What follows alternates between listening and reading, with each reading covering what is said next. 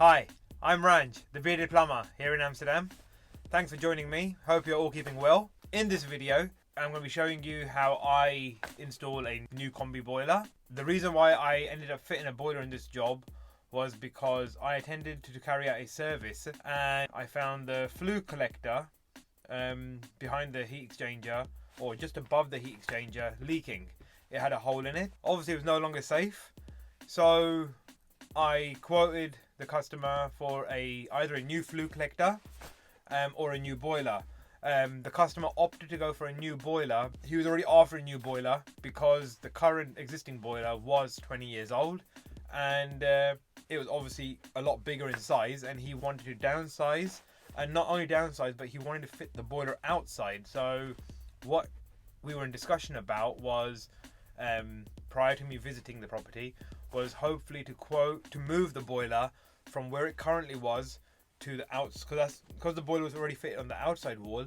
He wanted to know if it was possible to have the boiler fit outside on the back side of the wall, and he wanted to build an outhouse. So he wanted me to build an outhouse and insulate it.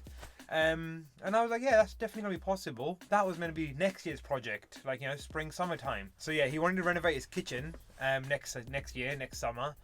And as it turns out, he wanted to put the boiler outside as well. But we had to fast track the boiler replacement due to the fact that it was no longer deemed safe. It was obviously spilling products of combustion into the property. So he already wanted a new boiler, wanted a smaller boiler, a quieter boiler. So I could tick off all his checklists literally. New boiler, tick. Quieter, yes. Obviously new boilers are always quieter than the ones from 20 years ago. This new one wasn't going to be much more energy efficient than the existing one, because already the existing one was a Vaillant high efficiency boiler, but the new one obviously was quieter and it worked on opentherm. So I recommended to fit a VSmart Thermostat with the boiler, and yeah, so I had to go in, change the boiler over. Usually I like to do my installations in spring or summer, but obviously with the way the weather is, seasonal demand, you can't just say to someone, oh, you know what, hold off until next year. If the boiler needs changing, I have to do my best to get the boiler up and running. And yeah, so rather than putting a new flue collector in, he definitely opted for a new boiler, which was a smart choice, seeing that the current one was 20 years old. And yeah, so in this video, I'm going to basically show you how I drained the boiler down, why I chose the boiler that I fitted, show you my methods of how I do the installation. And yeah, so let's go on over, and I hope you enjoy the video. So yeah, it's taking the cover off here, and you'll see the hole on the flue collector. There it is. There's the hole in the flue collector, which was obviously spilling products of combustion into the property, and therefore it needed changing. And now draining the system down. This is luckily the sink was right near it, so I'm draining straight into the sink, and as you can see, the water quality, it was near enough clean, and the expansion vessel was external to the boiler, which obviously made the system look really hideous and ugly in the kitchen. So that will be replaced, and you know, cover the worktop, drain the system down, and give it a good old little bashing. And yeah, water's coming out, there you go, drained it down, that's all needs to be done. Bit of elbow grease.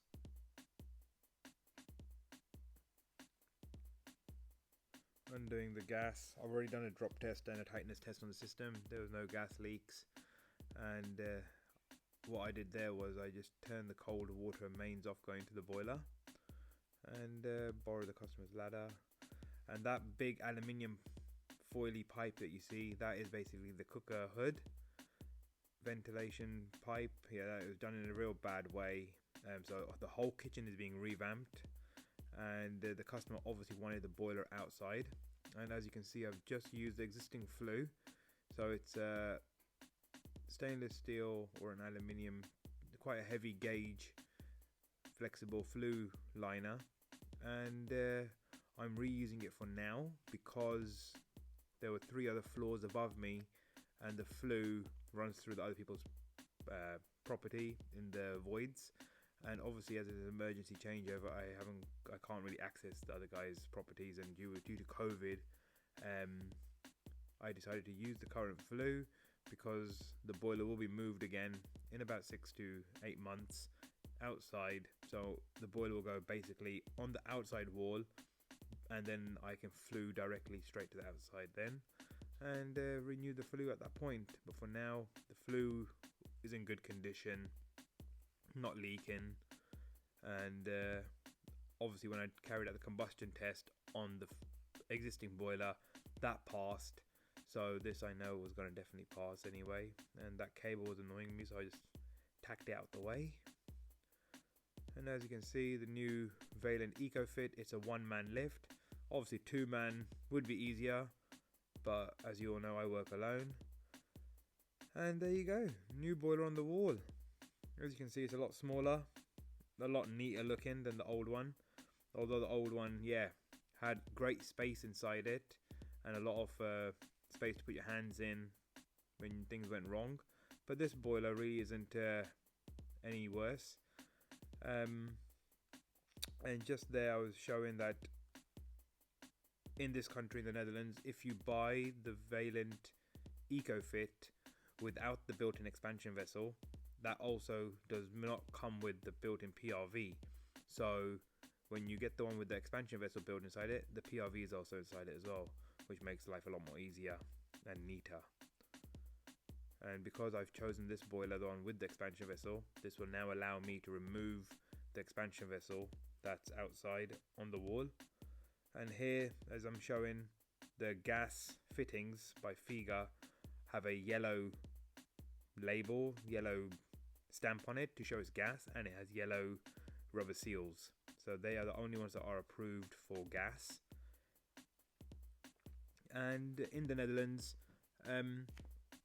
we can use the steel pipes for heating system, but it's not approved to be used on gas and on sanitary water, so your hot and cold water supplies.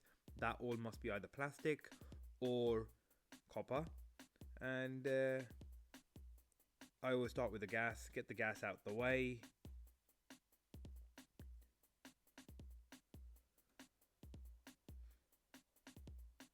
And if the pipes are in good condition and there's no leaks or no rusting on the pipework, I end up just utilizing the same pipework, because this way it just saves cost for the customer in the long run. Why throw decent pipe away when it's not leaking? And every compression joint I do, I always end up using Fernox Waterhawk. I've done it all my life. I just want to make sure that all my joints are leak proof.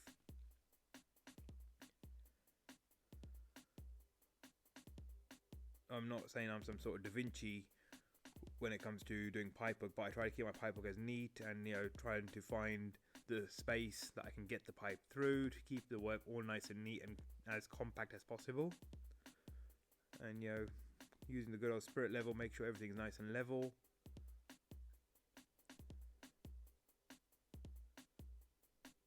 Crimp. Yeah, before I moved to the Netherlands, I used to solder everything. Everything was soldered until when I got here. And I noticed that copper, firstly, is so expensive in the Netherlands because it is very heavy gauge. It's the 22mm is 1.1mm thick, and believe it or not, when you put a magnet to it, guess what? It's not magnetic, because copper in this country, it's not made of any alloy, tin and other rubbish. It's not mixed. It's just solid pure copper.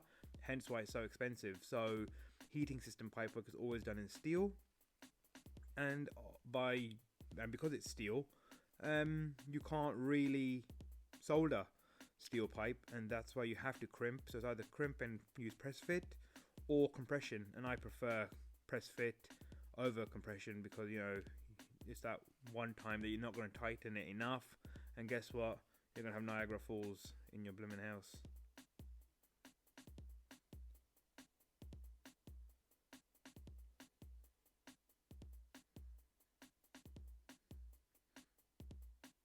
Most of the work I do it by eye. I've been doing it for so long that I don't really measure with tape measures and stuff. I just, just the only thing I really do like to use is a spirit level to make sure everything is nice and straight. And as you can see, I've used the angle grinder for cutting the pipe because it's quicker, and the steel pipe, trying to cut this with manually with a hand cutter, seriously, you're there forever, and it does hurt your arms after a lot of cuts. So just an angle grinder does it for me. I would love to have one of those Milwaukee automatic cutters, but the Milwaukee automatic cutters only cut copper, they don't cut steel, so it's pretty pointless for me. And there goes the Spiratic booster on the return. And this boiler comes with a flexi conduit kind of pipe for the condense. And now to remove the expansion vessel, because that's no longer needed. So the one inside the boiler is 9 litres, and the one that's external was 18 litres, but the number of radiators was only 5 radiators in the whole property, so therefore an 18 litres is overkill. And I'm fitting the VSmart Thermostat. Basically it comes with a power cord. You plug the power cord into the receiver, and because it's all low voltage, we just use what looks like bell cable or telephone cable. But yeah, you connect it onto the 2 connections inside the receiver, put the power adapter in, put the cable grip over it, and then that's that done. And the connection for the room thermostat is on the right side of the PCB, so you just fish it through, feed it nicely into the PCB box, and connect on where it says E-bus. And you've got to make sure that you leave the RT connected at all times for this thermostat to work. Once it's all plugged in, you just put your batteries into the wireless thermostat, and here we chose to keep it on the table and not fix it to the wall, so we use the table stand. You hold the button on top of the receiver for a few seconds until it starts flashing blue, and it will pair with the thermostat. And there you go. Once the temperature displays, it is paired, and you just basically go plus and minus as per the demand and your desired temperature. And here I thought I'd show you, there you go, on the bus, that's where you connect it, and make sure the RT is connected as well.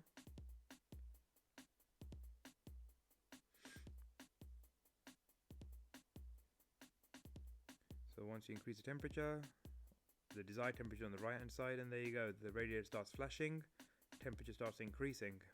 And that's it, boiler's working. That's a working boiler. Now to just make sure I do my safety checks and commission the boiler. On this boiler, my working gas pressure was 21 millibars, and my Flue gas analysis I think was 80 parts per million on maximum P1, and the ratio was 0.008. Cover back on, and T20 torque screws to hold the cover, and all the screws in this boiler are a T20. And there you go, installation done. And here's some pictures now coming up of just the work that I carried out. Hope you enjoyed the video. As you can see, that's basically how I do an installation. I do like to renew pipework where I can, but where pipework is already, not leaking and it's in good condition, I just adapt to it. So in this one, as you saw, I fitted a new Spirotech filter on the return. I fitted a new inlet combination valve. I always like to renew them because limescale builds up on them and they don't always open and close as well as they should. And so that was a new inlet combination valve, new Spirotech magna booster, new Ecofit with a built-in expansion vessel. So as you saw, I was able to remove the external expansion vessel, make the installation look a lot neater, and therefore when I do come back next summer to move the boiler, I will obviously be able to reroute the pipework wherever I can to the neatest way possible, and put the boiler on the outside so that the guy has a full straight flush wall to hang his kitchen cupboards on. As usual, if you have any questions or queries, please leave comments below.